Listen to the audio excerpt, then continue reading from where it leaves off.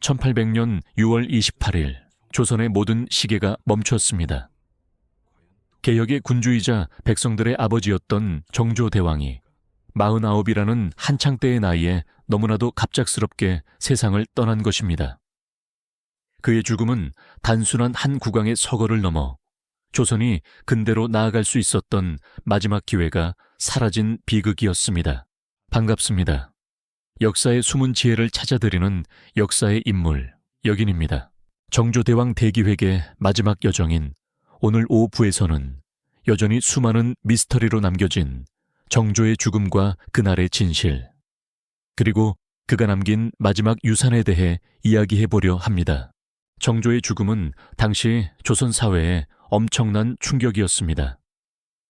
돌아가시기 불과 보름 전까지도 정조는 신하들과 국정을 논의할 정도로 정정했기 때문입니다. 공식적인 사인은 등 뒤에 생긴 커다란 종기, 즉 등창과 그로 인한 고열이었습니다. 하지만 역사는 이 죽음을 평범하게 기록하지 않았습니다. 바로 독살설이라는 거대한 의혹 때문입니다. 당시 어이들의 처방은 상식 밖이었습니다. 특히 정조의 정적인 노론 가문의 인물, 시민이 처방한 약들이 문제였습니다. 그는 정조에게 영예고라는 고약을 바르게 했는데 여기에는 치명적인 수은 성분이 들어있었습니다. 또한 고열에 시달리는 왕에게 인삼과 부자가 들어간 뜨거운 성질의 약을 계속해서 올렸습니다. 현대의학의 관점에서 보면 불에 기름을 부은 격이었죠. 가장 의문스러운 순간은 정조가 숨을 거두기 직전이었습니다. 당시 정조의 침소에는 정조와 평생을 대립했던 정순왕후가 홀로 들어가 있었습니다. 그녀는 잠시 후 울음을 터뜨리며 왕의 서거를 알렸습니다. 하지만 이상하게도 곁을 지키던 상궁들과 신하들은 왕의 마지막 유언을 듣지 못했습니다. 과연 그 밀실 같은 공간에서 무슨 일이 있었던 걸까요? 그런데 여기서 우리는 놀라운 반전 하나를 마주하게 됩니다. 2009년 세상을 깜짝 놀라게 한 297 통의 비밀 편지가 발견된 것입니다. 수신인은 정조를 그토록 괴롭혔던 노론의 영수, 심환지였습니다. 우리가 알던 역사는 두 사람이 철천지원수였다고 말하지만 편지 속 정조는 달랐습니다. 사부에서 보셨던 골초왕 정조의 모습처럼 그는 편지에서 심노, 즉 심가 영감, 요즘 잘 지내는가라며 농담을 던지고 심지어 조정에서 싸울 각본을 미리 짜주기도 했습니다. 내일 내가 이런 명령을 내릴 테니 자네는 이렇게 반대하게라는 식이었습니다. 이 편지들은 정조가 독살당한 것이 아니라 어쩌면 자신의 몸을 돌보지 않고 밤새 담배를 피우며 편지를 쓰고 국정을 돌보느라 스스로를 태워버린 것은 아닌지 다시 생각하게 만듭니다. 심환지는 정조의 적이 아니라 가장 고독했던 왕이 마지막까지 붙잡았던 비밀 파트너였을지도 모릅니다.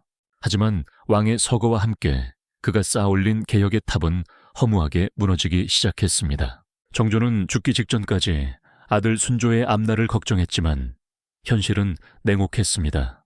가장 먼저 왕권의 상징이자 국왕 직속의 정의 친위부대였던 장용영이 해체되었습니다. 당대 최고의 무예를 익힌 일만 3,000명의 군사가 뿔뿔이 흩어졌고 이는 조선의 군사력이 약화되는 뼈아픈 계기가 되었습니다. 정조가 새로운 조선의 심장으로 키웠던 수원 화성 또한 주인 잃은 성곽으로 남겨졌습니다.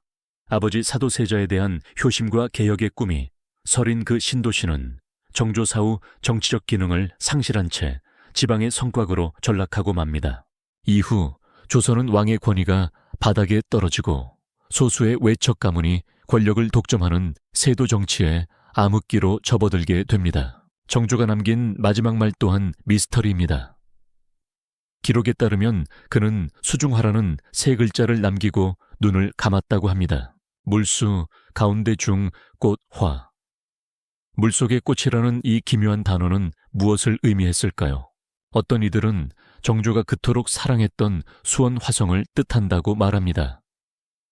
혹은 자신이 죽은 뒤 닥쳐올 차가운 정치적 풍파 속에서도 조선의 희망이 꽃피길 바랐던 마지막 염원이었을지도 모릅니다. 그는 비록 49에 멈춰 섰지만 그가 남긴 성벽과 수만 권의 기록, 그리고 백성을 사랑했던 마음은 200년이 지난 지금도 우리에게 깊은 울림을 주고 있습니다. 여러분, 정조대왕이 꿈꿨던 세상은 어떤 모습이었을까요? 그것은 신분이 아닌 능력이 대우받고 임금이 백성의 눈물을 직접 닦아주는 나라였습니다. 완벽을 꿈꿨으나 인간적인 고독을 술과 담배로 달래야 했던 왕. 자신을 죽이려 했던 원수들까지도 포용하며 새로운 조선을 설계했던 리더. 우리가 정조를 끊임없이 그리워하는 이유는 아마도 그가 보여준 변화에 대한 용기와 사람에 대한 따뜻한 예의 때문일 것입니다. 지금까지 5부에 걸쳐 정조대왕의 삶과 철학을 함께 살펴보았습니다. 정조가 그 지독한 고난 속에서도 끝내 포기하지 않았던 것처럼 여러분의 삶에도 나만의 수원 화성을 쌓아가는 뚝심이 함께 하시길 응원합니다. 정조대왕 대기획 시리즈를 시청해주신 여러분 진심으로 감사합니다.